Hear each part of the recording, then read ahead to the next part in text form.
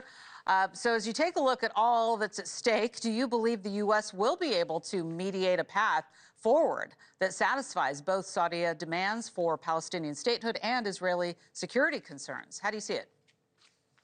Good morning, Laura. If you want to go back to the history, all the way back to 1948, when the Israeli state was established, and then war was declared immediately, the Gaza Strip has changed hands. It has morphed. It has been the site of so much struggle and strife.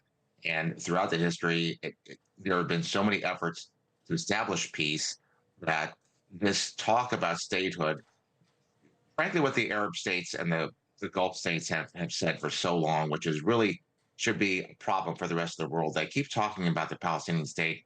They haven't really been willing to do anything about it. They haven't been willing to bring the Palestinians into their own country. Egypt doesn't want them. Jordan doesn't want them. Nobody actually wants them. So they're basically using it as a red herring for no other reason than to needle Israel.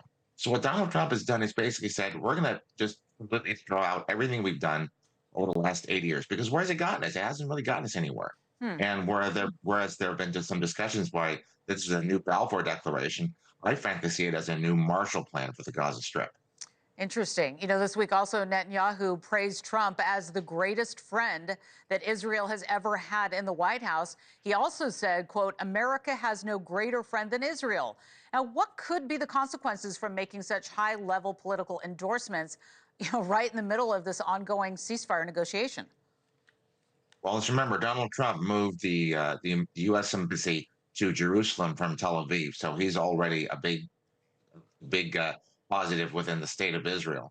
Netanyahu understands that Trump is very serious about stopping Iran from its export of terror throughout the Middle East. And frankly, any plan that goes into Gaza that has any kind of establishing peace, you have to have a strong United States and a strong international community to end Iran's exportation of terror into that area.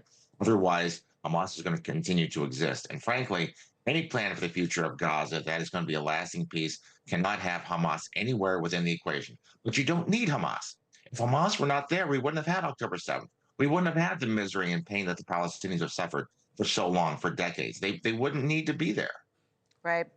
Well, we appreciate your perspective, retired U.S. Navy Captain Pilot Armen Kurdian. Thank you so much for joining us today. I appreciate it. Thanks, Laura. Have a nice day. Thank you. Thanks for watching. Go to joinnn.com to find NewsNation on your screen.